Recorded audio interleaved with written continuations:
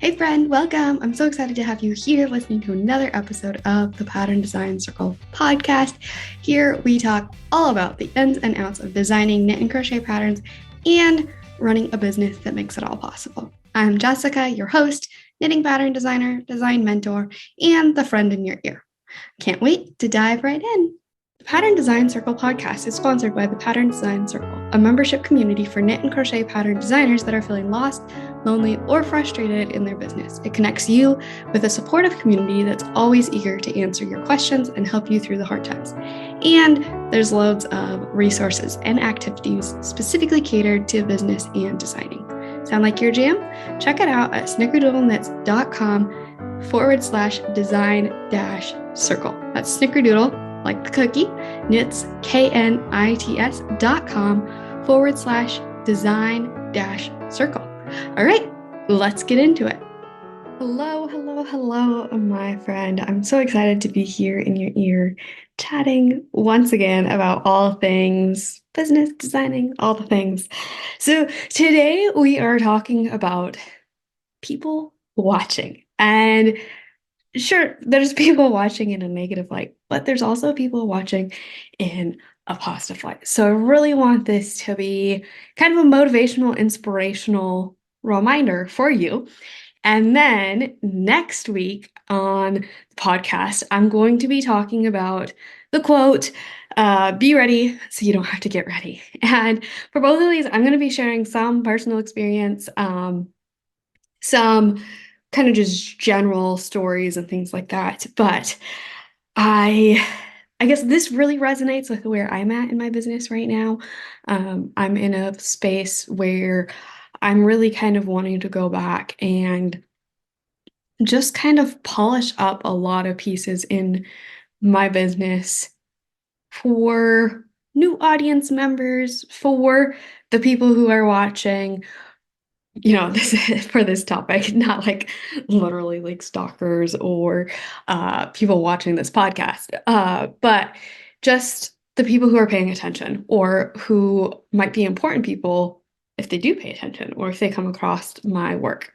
And so I'm in this space of really kind of like wanting to make sure the different pieces of my business, of my brand, that they're aligned with really what my brand is now, who I am now, reflects kind of my expertise and my experience now, because so many of these pieces, I put together early on in my business. And now I started designing 5 years ago. Is that right? Yes. Yes, that is right. So I've been running my business for 5.5 years now. Started designing 5 years ago. And I published my first pattern in April of 2019. So this is March 2024. Anyway, so several of these pieces that I built my website from the very beginning. I created my Etsy shop from the very beginning, and then, added these pieces. And it wasn't that I wasn't proud of the pieces that I created when I created them. There are some things, like I have had to adopt the done is better than perfect motto, which I fully believe has been a good thing, because otherwise things wouldn't get done. I wouldn't have nearly as much as I do. But now I'm kind of like in this space of like, all right, let's go back, refine, sure things actually represent who I am, what my brand is, what my business is, what my expertise is, what my messaging is, all of those things. Because in a lot of ways, I've kind of just added on top of things. And maybe I've shared these things more so in like on the podcast or in my email marketing or on Instagram, things like that, where they aren't on like my website. So kind of just like the foundational pieces, and even like my freebies, my landing, my funnels, all of those kinds of things. So I don't know, just how far I'm actually going to get with a lot of that stuff this year, but that's kind of the headspace that I'm in. All right, so people are watching. I think a lot of times we are so fearful of showing up, and I say we as a collective, general population, this is very common among entrepreneurs, new business owners, etc. We are afraid of people watching, especially because we are afraid of the people who won't like what we do, the people who might say mean things on the internet, um, people who might be judging us, all of those kinds of things. We're scared of people watching us. But there's also people that are watching in a really positive way. So sometimes that is your audience members. There are people who are watching you who absolutely love and adore you. And so when I'm saying watching you, I'm saying like people who are paying attention to your name, who maybe they're on your email list, maybe they're on subscribed to your YouTube channel, maybe they're subscribed to your podcast, maybe they're a follower on Instagram or Facebook or Twitter or TikTok or whatever. People who are just have noticed you. And it can include people who are coming across you for the first time. So there are people who are watching you who are resonating with your content, who are absolutely loving you and adoring you. I'm so thankful and appreciative. I have a few core people in my audience who they do love me and adore me and send me words of encouragement and tell me how much they love my work and just check in on me and ask me how I'm doing and things like that. They're watching and they're caring. And if you fall off the face of the earth, they notice. Whether they say something to you or not, they notice. They light up when they see your content. They are sharing your work with other people. But what I'm really kind of wanting to talk about in this episode is kind of like the bigger opportunities, the people who are um, who could really kind of change the trajectory of your business and maybe even your life in a positive way. So think if there's like this really big collaboration you would love to do, or it's really big company. It doesn't even have to be big like in actual like business size, but in influence, in um yeah, just kind of power that way. Um there's those kinds of people that are watching as well and noticing uh people that resonate with them, people who are really doing amazing quality work, people who are standing up for the values that they value, all of those kinds of things. They're looking for people who are unique too. So this could be like, say, a um influential yarn dyer that then you could have a collaboration with, and now suddenly a big chunk of the knitting population knows about you and your work and the amazing design that you created collaboration with them, or maybe they just share it on their podcast. Maybe it's um quote unquote just a podcaster. Maybe they're not a designer, but they're a big podcaster with a lot of influence and they share your work. Maybe they knit one of your designs and or crochet. um, and they are sharing the progress along it, and they are talking about how wonderful how well your pattern is written and how much they resonate with your messaging on your social media or your email list. And they're encouraging people, whether they're saying it explicitly or not, they're encouraging people to check you out, to check out your work, to knit your patterns or crochet your patterns, to buy from you, to support you, to follow you, all of those things. And that is really powerful. There's also just like large company opportunities. And there can be opportunities with, quote unquote, smaller influence people that are still it's still influential. It still is valuable. It still can help propel your business forward and give you a new audience, give you more authority behind what you're sharing, and those kinds of things.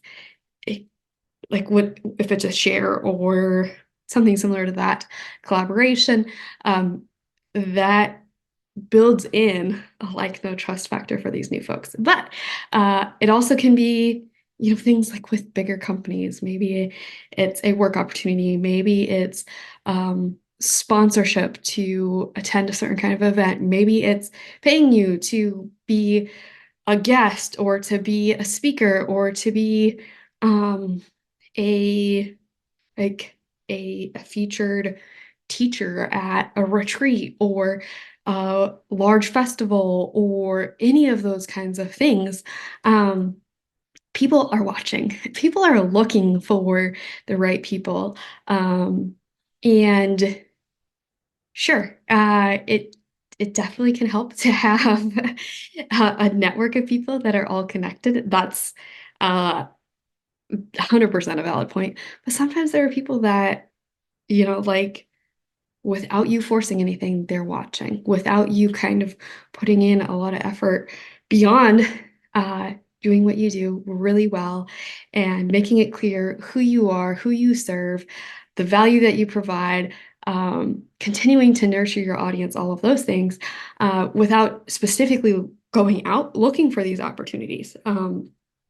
So I guess one thing, if you watched or listened to the podcast episode I had with Shelley Brander like a year and a half ago now, so that would have been like fall, autumn of 2022. Um, uh, One thing that Shelley mentioned in there for Knit Stars is that, which totally surprised me when she said it, that she often is reaching out to these people to be net stars. She's been noticing them, she's been paying attention to them, and she invites them. They haven't been, pitching to her, trying to get onto net stars, but it's people that she's noticing. And so, because of folks' fear of, am I actually good enough? Or, all of the different fears that we have. We know about them, right? Um, she said, like, there's some people where she kind of, has to like persuade them, like, yes, there is something special about you. You do have so much to offer. Um, and I feel like that really is just the perfect picture of people are watching. Sure, yes, absolutely. We can pitch ourselves to people. We can make the introductions. We can build our network. Those are all extremely valuable. But there's also something to be said for people watching. And maybe it's somebody like Shelley. Maybe it's somebody from another company that you highly admire, that maybe you're wanting a full-time job with them, maybe you're wanting a collaboration with them, maybe you're wanting a sponsorship from them, whatever. You like, especially if you're looking for like more of a long-term kind of relationship kind of thing, not like oh, I just want to be sponsored for this one event. That feels a little bit more one-sided. Anyway, um, people are watching. So for myself, I know, I've heard this forever. And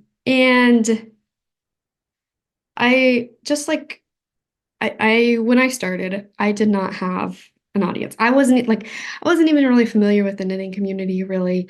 I So like I didn't have fellow knitting friends. I didn't have, like I hadn't been sharing my makes on Instagram for years and building a following. I didn't know people in the industry. The few people, that I was starting to get to quote unquote know were like from podcasts and things. So there are these really big people. I am a nobody who has no connections. So it has taken me quite a while to build those connections, to connect with people, and to have a reason for people to kind of pay attention and listen when I do connect with them. I will say having Pattern Design Circle definitely has helped because I can reach out to them and be like, hey, do you want to be a guest inside Pattern Design Circle? Do you want to be a guest on the podcast? And I have a little more to offer them in that situation. Attending events can also be a way, especially like if you're in a house with somebody or with people, or you're like at a smaller event, like the meet and greet kind of events, like in the evenings, the hangout and chat, um, where they're a little bit more intimate and you can get to know people better. Um, those can be super valuable spaces for actually making those deeper connections. My experience in attending events themselves, sure, you can meet people at events, you can exchange business cards, um, but it's when you can actually spend that one-on-one time or, like within a group. It doesn't have to be, a coffee shop chat from the get-go, but really where you can actually spend time talking to them. They get to know who you are and your personality, all of that kind of stuff. That can be really valuable. So, um, alrighty, I just definitely went on a couple of tangents there, and I have to remember where I was exactly. Yeah, so I'm saying like all of that network and all of that stuff, the work that you put in, yes, that is amazing, that's valid, that is valuable. Um, but it's also something to be said for the people who are just watching. So I guess I was saying, like I didn't have a lot of people in my audience. So it has taken more time for people to start watching me, for people to start noticing my name, for people to even hear about me from other people, that, you know, folks who have more influence to hear about me. There's definitely been plenty of knitters sharing with other knitters kind of thing. But yeah, so I guess just recently, there were a couple of instances of people watching me. I don't know exactly how they found me, when they found me, any of that, who told them about me. But the two summits that I had in February, just last month, um, they were both hosted by people that I hadn't connected with before. I had maybe heard of one of them, but I don't know. It might have just been because I had seen that they'd followed me a while back, a couple months earlier or something too. But really, they were kind of like cold call, reached out, said, "Hey, we really love the work that you're doing. Would you be interested in being a guest teacher for the summit?" So, I felt like that was kind of one of the first business opportunities that really kind of opened up simply because somebody was watching. Simply because, maybe it was a referral. I don't know. It didn't sound like it though. It sounded like it was, they came across my work. Um, and and so because I had things in place that even if they weren't perfect, even though they aren't perfect, uh, it gave them an idea of who I am, what I stand for, what I am passionate about, what I share, what I teach, how I design, all of those kinds of things. They were able to identify me as a good fit for their program and choose to reach out and ask if I would join. Um, and no, these people, they're not like some of the largest stars in the industry. But it was still a wonderful opportunity to reach thousands of new, to me, uh, knitters. I'm trying to think. I think we had over 5,000 join one summit. I don't remember the first summit, what the numbers were, but several thousand people. That then, when they watched my presentations, now they loved me. And now they can go out and share about me, or they can purchase from me, or they can, whatever, whatever floats their boat and resonates with them. But those were some very specific examples for me just recently of people who were watching and who um, reached out because of that. And I guess also, um, I've just in the last 6 months or so started to have several more kind of networking opportunities with Go Sadie. And the reason I actually, am an alpha tester for Go Sadie is because somebody who was on their initial startup team She knew who I was. She has a little more influence, or a bit more influence in the industry than I do. And so she felt like I was a good fit and she reached out. So you never know who is watching. Sure, you can pay attention to your subscriber list. I honestly I don't pay attention to new signups on my email subscriber list, but I pay attention to who is watching me on Instagram or YouTube. I can't see who's subscribed to the podcast. Um, I can't see specifically who is looking at my website. Uh, I had a company actually, I had reached out to them with a question about a job offering that they had, and they basically like I didn't submit a resume or anything, but based on what they saw when they went onto my website, was enough that they were like, "Hey, we want you," and then ended up taking the position. But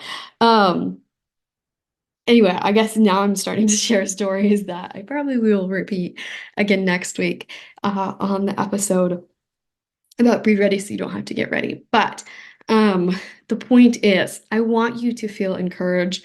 I know it can be really hard. I know sometimes it feels like you're not ever going to get anywhere. Sometimes it's like I just don't have the right connections. And when I try to make those connections, everyone else is just too busy or they don't care or whatever. I get it. I really, really, really do get it. And I just want to encourage you that there are people watching. Continue to show up with value, continue to show up authentically, continue to really stand up and stand out for who you are, what your brand is. And it's you.